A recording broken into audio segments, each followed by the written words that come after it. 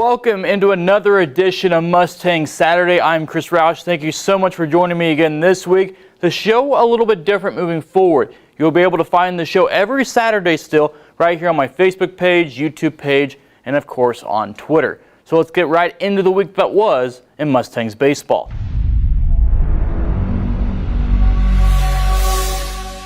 The St. Joe Mustangs sent their fair share of participants to the 2021 MINK League All-Star game as the North team with the Mustang players led by the Mustangs coaching staff picked up the win Thursday. And one Mustang player, Ike Book, also was a part of the home run derby, saying being named to the All-Star game a big honor for all of these guys. It definitely means a lot. I will say that, just all the guys on our team are super supportive, let alone being really good ball players.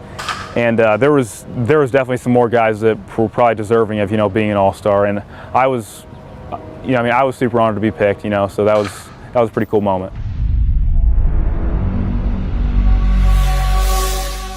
Also this week in Mustangs baseball, Sam Cassane had himself a night Wednesday against the Chillicothe Mudcats. The Mustangs lost to their rivals, but Cassane hit 2 home runs on the night, a solo shot, and then a 2-run home run in the bottom of the 9th inning. Still to come on Mustangs Saturday, we take a look back at the July 3rd and 4th celebrations, as well as the Mustangs helping to send U.S. military veterans on an honor flight.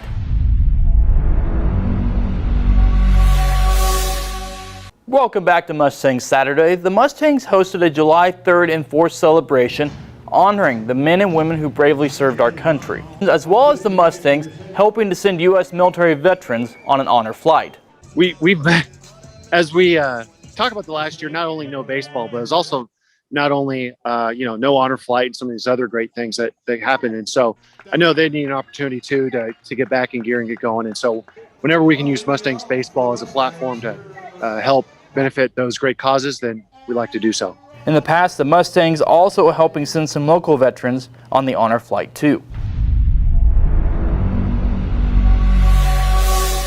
The 2-day 4th of July celebration at Phil Walsh Stadium brought in nearly 8,000 fans. And after last year's season's cancellation, the fans coming back to support their hometown summer baseball team.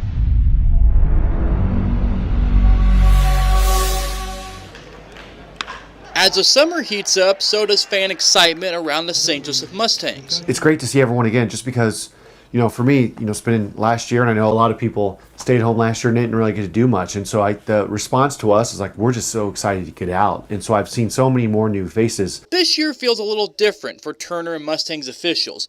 Fan attendance bouncing back nicely after 2020's cancellation. Just over the 4th of July weekend, around 8,000 fans attended the Mustangs games on July 3rd and July 4th, with the Mustangs averaging more than 2,300 fans per game at Phil Walsh Stadium. We always knew that St. Joe supported the Mustangs and baseball in general very well, and so I'm not surprised by it, but we're happy for it. One aspect of the team Turner couldn't predict before the season, nightly attendance because of COVID-19. We're pretty successful at group sales, and so a lot of businesses or birthday parties or family reunions coming out to a Mustangs game, and so some nights, often we'll have 3,000 or 4,000 tickets already pre-sold before the gates even open. And so this year is a little bit tougher just because when you're calling on those people in February, March, April, and people weren't sure if they could get out. But it's been a pleasant surprise to see how many people just walking up and buying tickets for a game.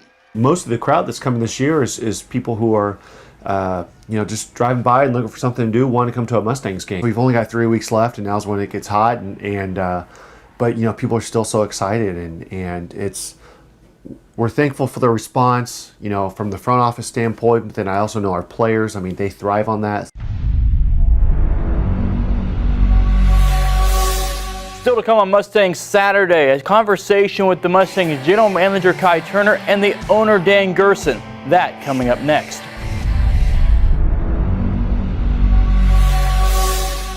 Mustang Saturday rolls on. This time we have the general manager and the owner of the Mustangs joining me at the same time, Kai Turner, Dan Gerson. Both of you on at the same time. Good to have you both on this week. Thanks, Chris. Is this like the Brady Bunch? Right, it is, but you should look up. Oh. And I'll look up Marsha. Is that Kai's Marsha? Kai reminds me of Marsha. Marsha, right? I do have nice hair. Can't see it. Can't see it at all. No. Anyway, we'll get on to Mustangs Saturday. You know, coming off a spectacular 4th of July weekend, you know, you guys had 8,000 fans plus on July 3rd, July 4th. Season's rolling on. I want to get you guys' thoughts just on that a little bit more. Kai, we talked about earlier in the week just about, you know, how impressive 4th of July weekend was. Get, you know, 8,000 fans in a Phil Welch, feeling like, you know, everything's kind of back to that normalcy of seeing people at Phil Welch Stadium. Just what were your thoughts from it? Well, you know, it was nice to see the skydivers, the fireworks, all of our friends, packed stadium. I mean, it's been tremendous all year long. And so we're excited to get back out there. But, you know, July 3rd, July 4th, obviously it's something we look forward to. But also, that's also kind of the mark whenever it's the playoff race really starts to take shape. And so that's what, you know, once July 4th hits, it's down to business. And here we are. Dan, from your perspective, seeing just the turnout, you know, you and I talked about a couple of weeks ago just how special that weekend is. Just what was your thoughts of seeing, you know, just the turnout that fans were at Phil Welch for those 2 days on a holiday weekend like that? Well, it's so gratifying that people are supporting us this year after no season, obviously last year. And I think it's really, you know, due to the hard work of Kai and the staff. Unfortunately, I wasn't there because I've been in Chicago for a couple of weeks visiting, you know, my dad's and some people I haven't seen in a long time. So I was able to get to Chicago. But Kai and his staff have done an amazing job, you know, picking up where they left off in 2019. I'm sorry, Kai, what were you saying? Oh, no, I was just saying Chicago people.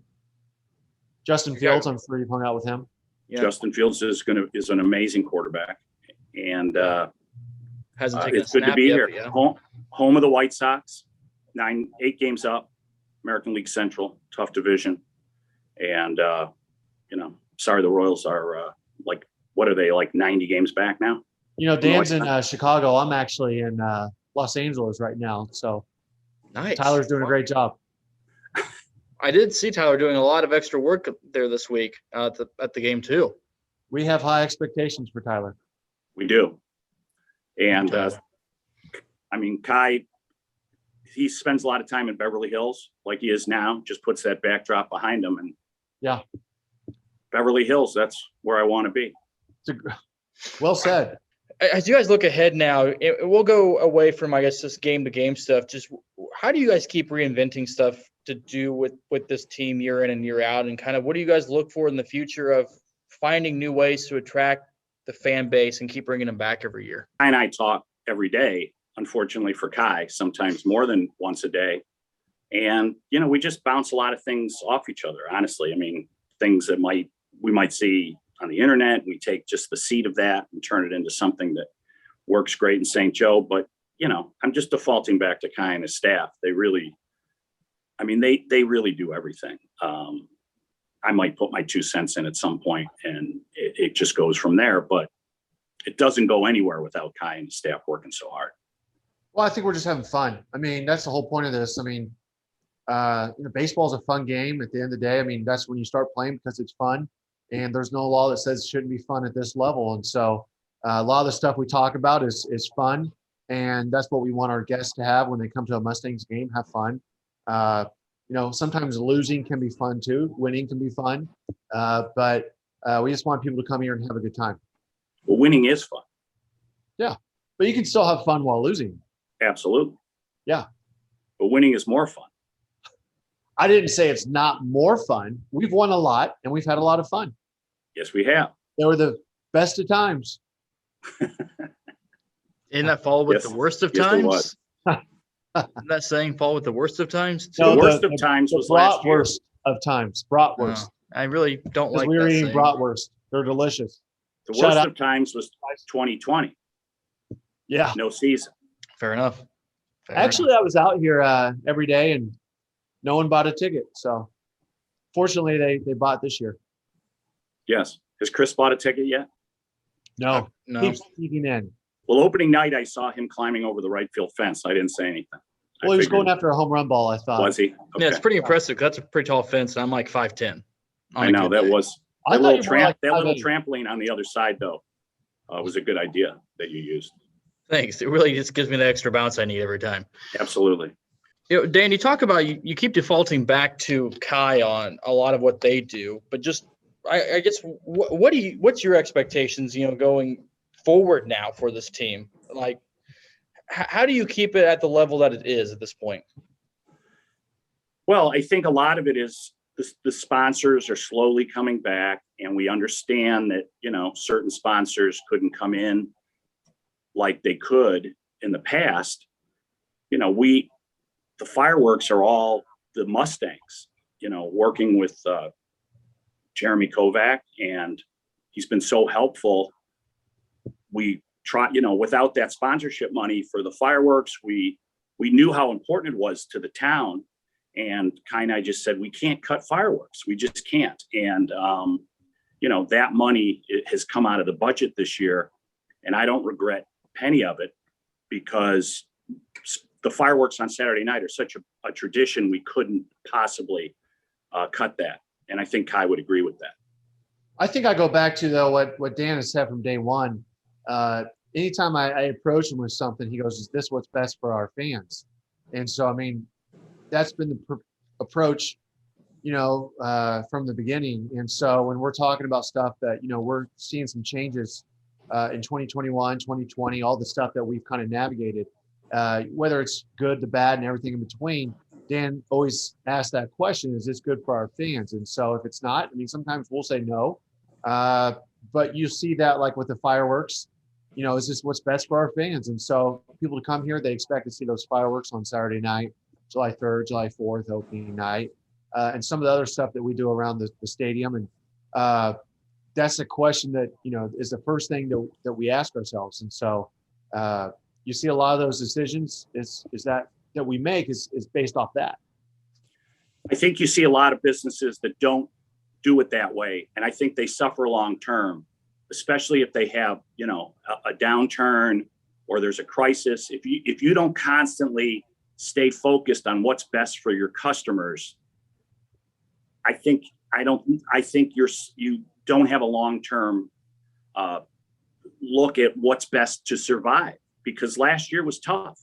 And I think all the goodwill that we have maybe banked in the community of St. Joe, just because of everything we've done that's best for the customer, I think that's a big reason why we've had so many people coming back this year. And I thank every single one of them. And that last year was brutal on small business. So for small businesses to be coming back as sponsors this year, I think that's amazing to me.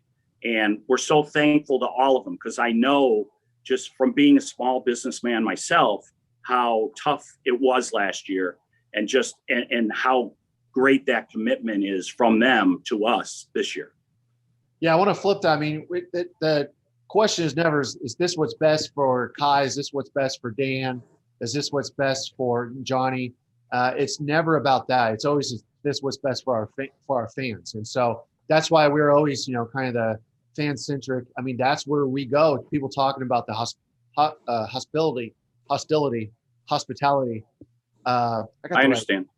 But this is, people talk about the hospitality that they receive here. And so, I mean, essentially it boils back to, it's never about what's best for any of us. It's always about what's best for the fans. And so, I mean, that's really the answer to your question, Chris. Although Kai, I will add in, it's not only our fans, it's our sponsors also. I mean, we do what's best for the people that make a commitment to us. Our fans spend money with us. Our sponsors spend money with us. So we will constantly never divert from what's best for our fans and what's best for our sponsors. And I think it's worked so far, and we'll never change from that. As you look at this year, and I don't know how you'll gauge this year, how do you define success maybe from a front office standpoint, just because you don't have anything to fall back off of last year? Because in a way, is anything this year obviously better than last year? We do have something to fall back upon last year's, because that was nothing. And so right. I will tell you, like from day one, I've said just to have one person in a game going on, and I didn't say anything else, whether it's win or lose or anything, was in my mind a success. So coming here at FanFest and seeing the response we had there to you mentioned July 3rd, July 4th, and everything we've had in between. We've had a lot of fun.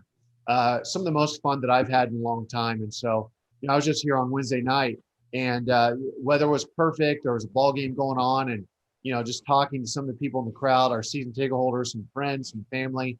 I mean, that's what it's all about. And so, obviously, you want to win every game, and you want to average 5,000 people a game.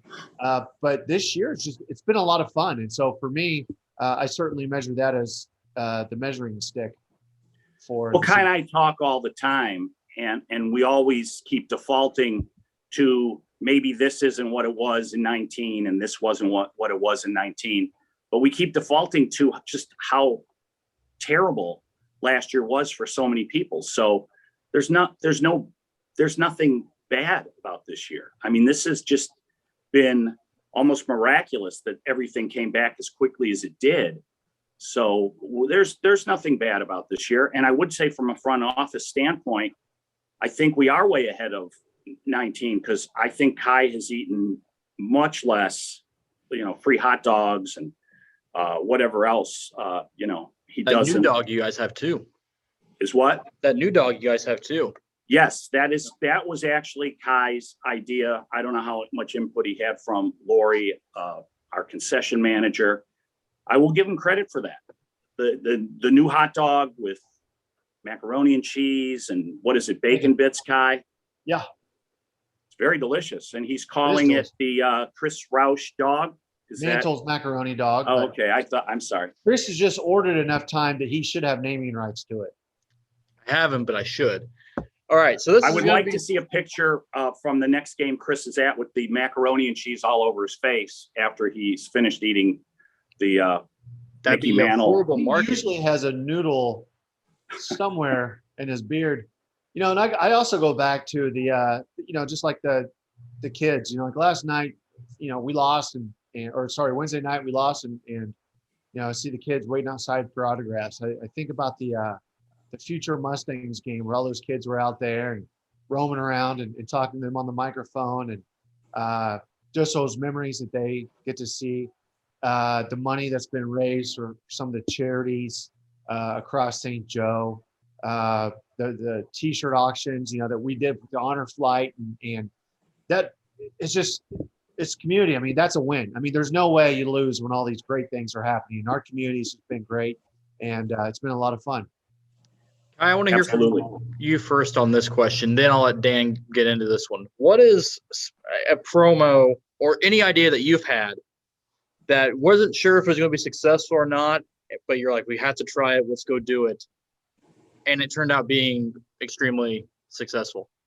It can be all the way back to when you started. Anything you can think of, if there's something that stood out. I think the easiest one, and I say this because it was probably the most successful one, was the Frozen night. And I go back to that one just because that was my first year as GM. And, I was just happy to be here. But, and that was at the end of the year. It wasn't on the promo. Kai, would you do that again? And I wasn't really sure, I wasn't really sure of I was still getting my footing and figuring stuff out at the time. And so we had a great year that year. And, Dan wasn't as familiar with Frozen as I was. I have some young children, so I took them and we watched it. And so, I had to sell it to Dan, and I appreciate him giving me the chance. But then all the details that go into that, there's a lot too. And so, but that was my first dip into the water, and it was great. It was a lot of fun, and obviously it went pretty well. But that was my first chance to kind of own something and see it take off. That was a lot of fun. I mean, that's probably my answer too, because I didn't even know what Frozen was. And Kai's like, no, it's going to be huge. It's going to be huge. Trust me. And famous last words. I literally had no idea. And then all of a sudden there's Princess at the game, and we have tents, and we have lines around the block to take a picture with the princess. And it turned out, I'm sorry? That was me. Yes, this is a great story you should tell. I mean, it was hot that night, and we had no idea there would be that many people there. And our princess that night, along with some of the other characters that I can't remember since I still haven't seen the movie, although it is my favorite movie, ever. What is your favorite movie? He's talking, What Chris. is your actual favorite movie besides Frozen? Oh my gosh. I mean, that's tough. Footloose, Dirty Dancing. Yeah. I would have to say Godfather 2. It's either Godfather 2 or Step Brothers, one of the two. They're both epic. What a wide spectrum, but I respect Yes. that. Wow. Getting back onto Frozen, that was an idea that I wasn't sure about that became just a huge thing. But we really, if you're really asking me what was what I did that I wasn't sure about, I was sure the Mustangs would be successful, but literally people in the community were saying, you're out of your mind. This is never going to work. Phil Welsh is this, and no one's going to come to the games. And it turned out, but I knew if Phil Welsh was fixed up, which the city did, and we marketed the team the right way, with the fans always coming first, their experience, make it affordable, that we would be successful. So I really need to circle back to day one of even getting this thing started, because it's turned out to be more successful than I could have ever imagined. And that's really because of the hard work of our staff and just how great our fans have been and how great the community is. Even the media. I mean, the media has been a big part of it too. You talk about my unknown. I mean, even this year, I didn't know Frozen, and we continue to employ that strategy. I mean, a lot of Are we doing that again this year? No, a lot of people might not be as familiar with Blippi. I'm not sure that. I mean, I got a lot of questions about what Blippi is. The sandwiches. They make great sandwiches. They really do. A lot of people didn't know Blippi. I get the turkey.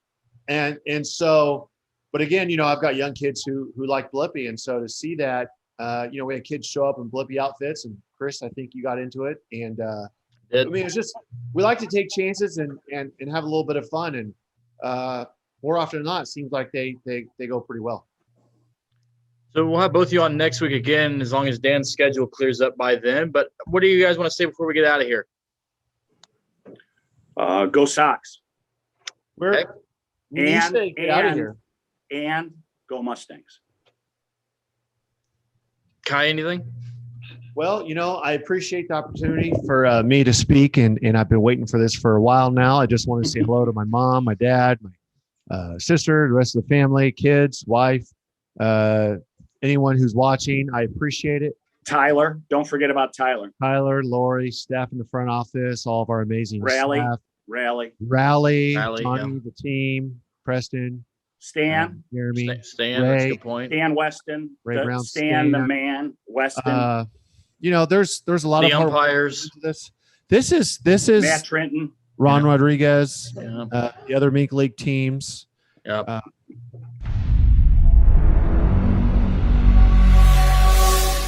More on the way on Mustangs Saturdays. We take a look at one player making his way back from multiple injuries, almost derailing his baseball career. Stay tuned.